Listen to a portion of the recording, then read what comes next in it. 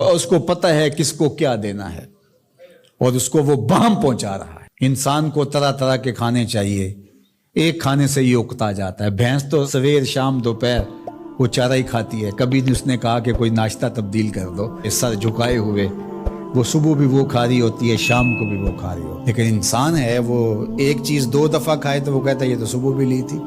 سواد کری آئے جامع تغیر بھی ضروری ہے، کوئی رت ہو عمر بھر اچھی نہیں لگتی۔ اس کی طبیعت میں تنوع ہے، کبھی کہتا ہے کہ مجھے کھانے کے لیے میٹھا چاہیے، کبھی کہتا ہے مجھے نمکین چاہیے، کبھی کہتا ہے چٹکارے دار چاہیے، کبھی لحمیات کی آرزو ہوتی ہے، کبھی سبزیوں کی طرف اس کا دل مائل ہوتا ہے، کبھی کہتا ہے کہ نہیں آج میں نے یہ لینا ہے، آج میں نے وہ لینا ہے، اور میرے اللہ نے اس کے لیے سارے انتظام کر رکھے ہیں۔ اللہ اکبر۔ اور جس کو ایک چاہیے اس کو ایک ہی دے رہا ہے، اور جس کو جتنا چاہیے اس کو اتنا دے رہا ہے۔ ہمیں تو ہنڈیا کے لیے ½ کلو یا 1 پاؤ گوشت چاہیے ہوتا ہے، لیکن شیر کو میں نے افریقہ کے اندر لائیو ناشتے کرتے دیکھا ہے، اور وہ پورا ہرن جو ہے وہ ہڑپ کر جاتا ہے، اللہ روز اسے دیتا ہے۔ ہنس ایک پرندہ ہے، وہ سچے موتی کھاتا ہے، اور سچے موتی پنساری سے آپ لینے جائیں تو تولوں ماشوں میں ملیں، اور وہ بھی لاکھوں روپے میں، اور وہ بھی تیقن سے آپ نہیں کہہ سکتے کہ اس میں 2 نمبری تو نہیں ہے، یہ واقعتاً صحیح ہے، چونکہ آج کل تو یہ چیزیں چلتی ہیں، لیکن اس کو پیٹ بھر کے چاہیے ہوتے ہیں صبح شام دوپہر۔ اور دنیا کے اوپر ایک ہنس نہیں رکھا ہوا اللہ نے، لاکھوں ہنس کروڑوں ہنس دنیا پہ پائے جاتے ہیں، اور ان کو اربوں موتی روز چاہیے، اللہ روز عطا کر رہا ہو۔ تو یہ ہے اس کی ربوبیت، جس کو جو چاہیے وہ عطا کر رہا ہوتا ہے۔ رب العالمین، تمام جہانوں کا پالنے والا ہے۔ رب کا معنی علماء نے یہ کیا ہے، حضرت عبداللہ ابن عباس فرماتے ہیں انہ مالک الدنیا وانہ مالک الاخرى، یہ دنیا کا بھی مالک ہے اور آخرت کا بھی مالک ہے۔ رب یہ صرف دنیا میں ہی نہیں، آخرت کے اندر بھی اس کے خانے کرم پہ لوگ پل رہے ہوں گے، اور دنیا میں بھی اس کے خانے کرم پہ لوگ پل رہے ہیں۔ اب عالم کیا ہے؟ ما سوی اللہ کو عالم کہتے ہیں۔ علماء نے اس پر بہت کچھ لکھا، لیکن حضرت وہب بن منبہ رضی اللہ تعالیٰ عنہ فرماتے ہیں کہ 18,000 عالم ہیں، ان میں سے ایک عالم یہ عالم دنیا ہے۔ بہت ساری چیزیں ہیں، ہماری انسان کی پہنچ ہی وہاں تک نہیں ہے۔ وما یعلم جنود ربک الا هو، اللہ کے لشکروں کو کون جانے؟ اللہ، وہی جانتا ہے اس نے کیا کیا پیدا کیا۔ انسانی مرغ عقل تھک کے گر جاتا ہے۔ اللہ اکبر۔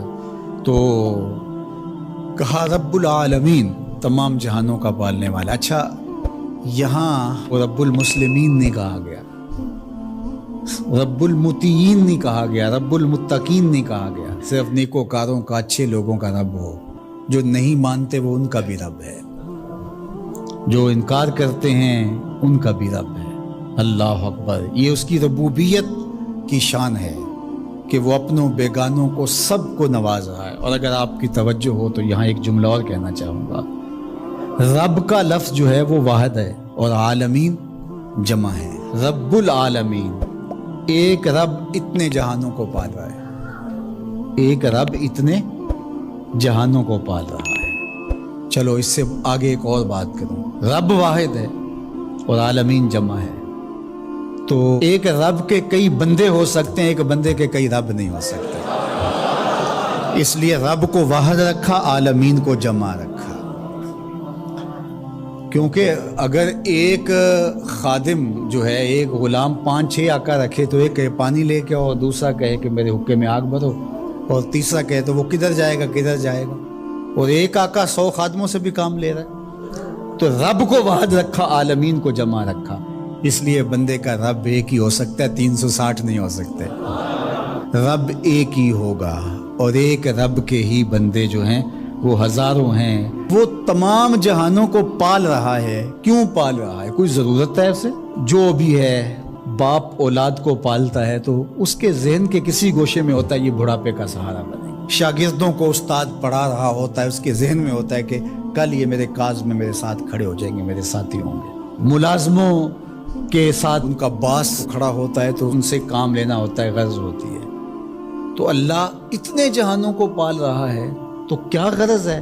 الرحمن الرحیم، محض رحمان ہے نا، اسے کوئی غرض نہیں، وہ رحمان ہے اور رحیم ہے، اور یوں ہی پال رہا ہے۔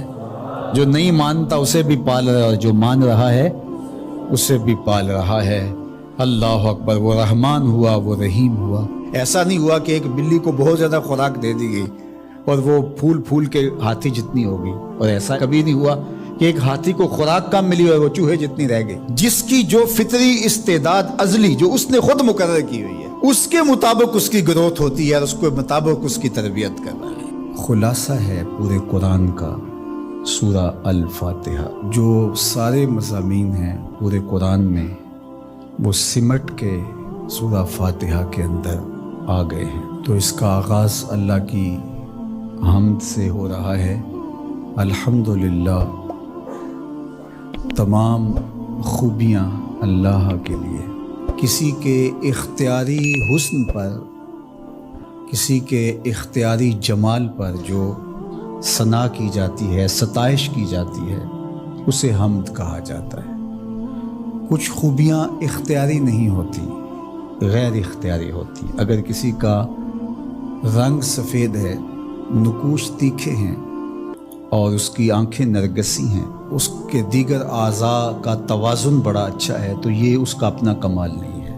ایک شخص عالم ہے، اس نے پڑھا، محنت کی، آگے بڑھا، تو یہ اس نے محنت کر کے ایک چیز حاصل کی، تو اس کا وصف بیان کرنا اور اس پر ثنا کرنا یہ غیر اختیاری حسن نہیں ہے بلکہ اختیاری ہے۔ تو کمال وہ ہوتا ہے جو چیزیں اختیاری ہوں۔ تو اللہ جل شانہ کی حمد اس لیے کی جاتی ہے کہ اس کی چیزیں، اس کا حسن غیر اختیاری نہیں ہے، وہ اس کا اختیاری ہے۔ اللہ اکبر۔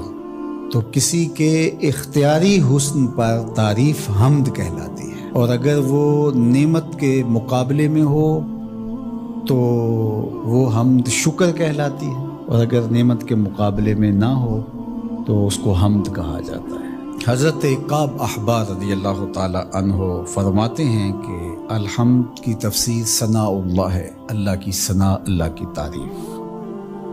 اور حضرت ضحاک بن مزاحم نے اس کا ترجمہ کیا ہے الحمدللہ رداء الرحمن، یہ رحمان کی چادر ہے۔ جس طرح چادر زینت دیتی ہے اور وقار کی علامت ہوتی ہے، اور اہل عرب کندھے کے اوپر چادر ڈال کر کے جو ہے وہ ایک خاص ان کی حیت ہوتی ہے۔ یہاں گرمی سردی سے بچاؤ کے لیے چادر لی جاتی ہے، لیکن عرب میں چادر جو ہے وہ زینت کے لیے لی جاتی ہے، اور وہ آپ نے دیکھا ہوگا کہ عرب علماء یہاں کندھے پہ چادر رکھتے ہیں، تو وہ زینت کے لیے ہوتی ہے، ضرورت کے لیے نہیں ہوتی۔ تو اس لیے یہاں جو رداء الرحمن کہا گیا ہے، تو الحمد رحمان کی زینت ہے، وقار کی چادر ہے۔ ثنا کی جتنی بھی قسمیں اور جتنی بھی صورتیں ہیں وہ اللہ کے لیے، وہ ڈائریکٹ تعریف کی جائے تب بھی اللہ کی، انڈائریکٹ تعریف کی جائے پھر بھی اللہ کی ہے۔ یعنی پھول کو کہا جائے کیا خوب پھول ہے تو پھر بھی اللہ کی تعریف، اور کہا جائے سبحان اللہ پھول کو دیکھ کر پھر بھی اللہ کی تعریف، پاکیزگی اللہ کی بولی جا رہی ہے۔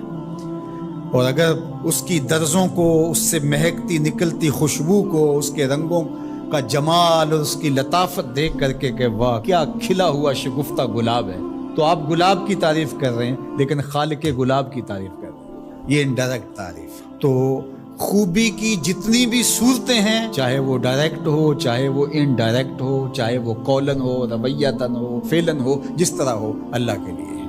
اس کی تم کیوں خوبیاں بیان نہیں کرو گے؟ الحمدللہ رب العالمین، وہ تمام جہانوں کو پالنے والا۔